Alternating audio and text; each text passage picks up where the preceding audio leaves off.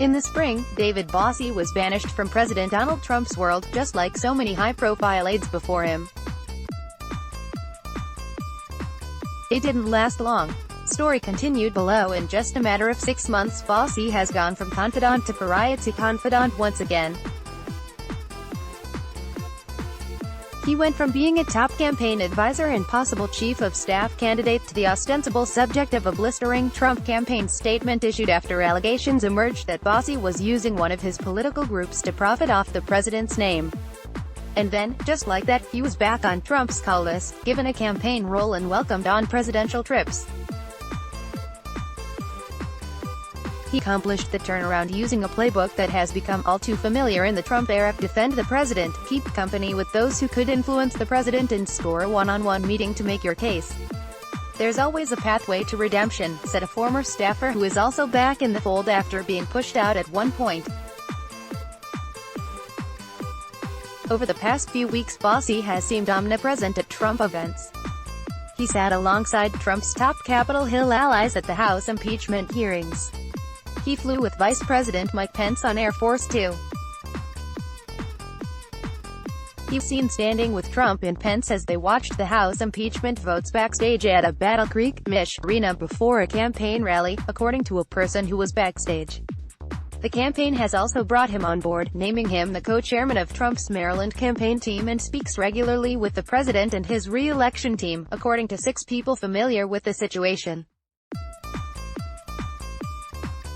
His quick and quiet return followed an extended one-on-one meeting with Trump in the Oval Office in August, in which Bossie refuted the allegations against him. He took a few minutes to outline his group's ongoing political activities, including its ad campaign in support of the Trump agenda, and to explain to the president that he was working on his behalf, the people said. The meeting had been set up by a senior White House official but came after several others who were influential with Trump persuaded the president he needed Bossie, especially during an impeachment fight. Those outside advisors include Reps.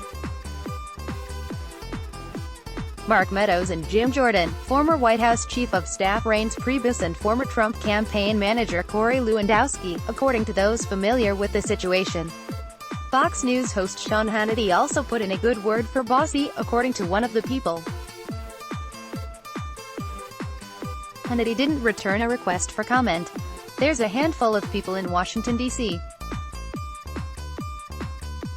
who know what the impeachment process is like, said lobbyist Brian Lanza, who worked for Bossie at the conservative political group Citizens United before joining the Trump campaign in 2016.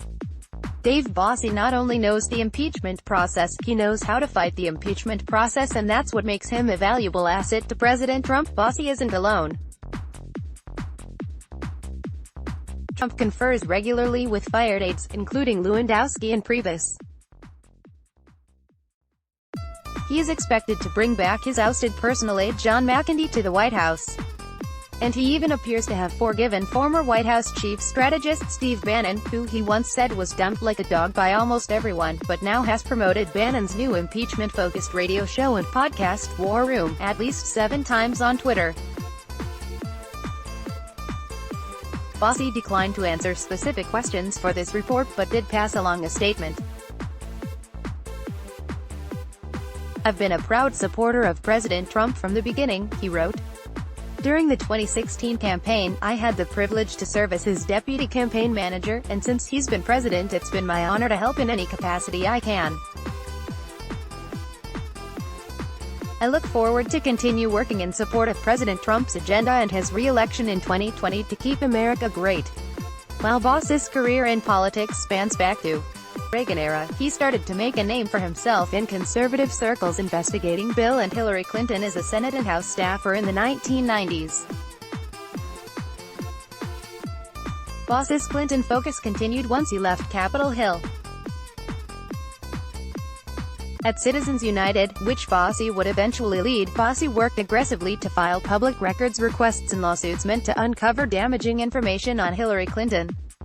He also helped produce documentaries meant to derail Clinton's presidential aspirations. The push to air Hillary, the movie, before the 2008 Democratic primaries was blocked by the federal government.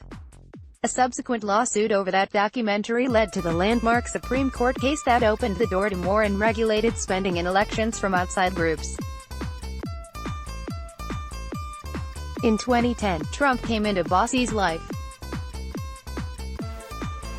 Bossie first met Trump through a mutual friend, prominent Republican donor Steve Wynn, while organizing an annual charity golf tournament at a club Trump had just bought in Sterling, VA, according to a book Bossie wrote with Lewandowski. Soon after, Trump and Bossie became friends. Bossie was a connection into the political world as the real estate mogul toyed with running for office. It was Bossie who introduced Trump to both Bannon and Lewandowski, two people who later became key components of Trump's 2016 campaign. Bossie also assumed a critical role on Trump's haphazard team, taking on the role of deputy campaign manager in September 2016. 2 months later, after Trump had just shocked the world on election night, Bossie got a shout-out from the president-elect during his victory speech. When Trump's team turned to preparing to govern, Bossie was tapped deputy executive director of the presidential transition. A friend of mine for many years, Trump said when he first hired Bossie. Solid, smart, loves politics, and knows how to win. During the transition, Bossie was even considered for a White House job, likely Deputy Chief of Staff for Operations, which is responsible for the daily administration of the White House. But Priebus or others decided his hard-charging style would be a better fit on the outside, where he's popular with the base, according to two people familiar with the situation. Bossie took to TV to defend the president and pumped out 2 glowing books on Trump with Lewandowski. David Bossie has worked hard in the trenches of the conservative nationalist movement and supported Trump before it was a fashionable Republican stance, said another outside ally.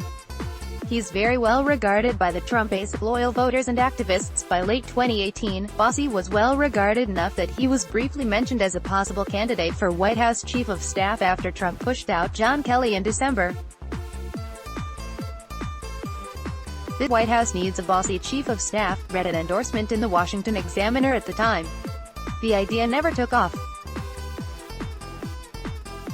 But just a few months later, Bossie suddenly found himself on the outside looking in. In May, Bossie was accused of raising millions off Trump's name for the presidential coalition, a Trump-supporting political group but spending little on political activities. The allegations were made based on a review of Internal Revenue Service filings by the media organization Axios and the Campaign Legal Center, which advocates for a reduced influence of money in politics. The presidential coalition, which Bossie founded in 2005 to support President George W. Bush, had been using fundraising materials featuring images of Bossie and Trump together. Without mentioning Bossie by name, Trump authorized his campaign to issue a severe rebuke, urging authorities to investigate groups that use Trump's likeness to make money. President Trump's campaign condemns any organization that deceptively uses the president's name, likeness, trademarks, or branding and confuses voters, the campaign said at the time. Bossie was out. Bossie disputes the ratio of money spent on political activities and faults the reporting for not including the amount of money the presidential coalition had in the bank, which was being stockpiled for an ad campaign, according to a person close to the presidential coalition. Others familiar with the situation said groups, such as the presidential coalition, need to spend a considerable amount of money to raise money.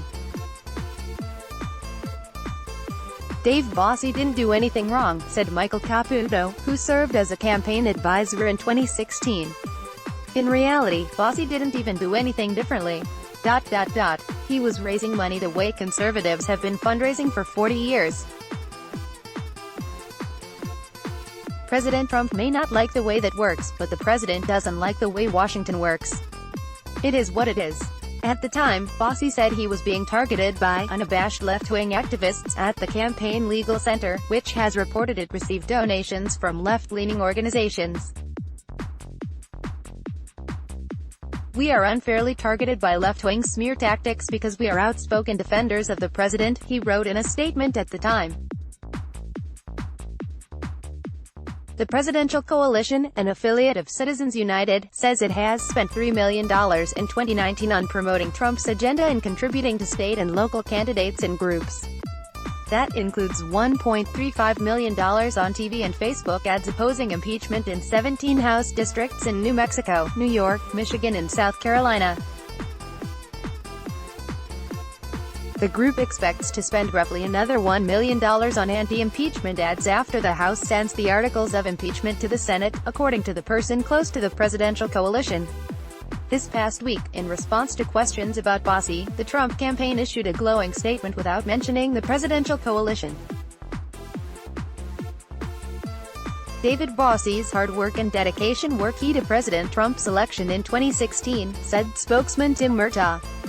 "We look forward to working closely with him in 2020 to re-elect the president. His insights and experience will be invaluable. In other words, Bossie's back." Daniel Lippman contributed to this report. Let's block ads. Why?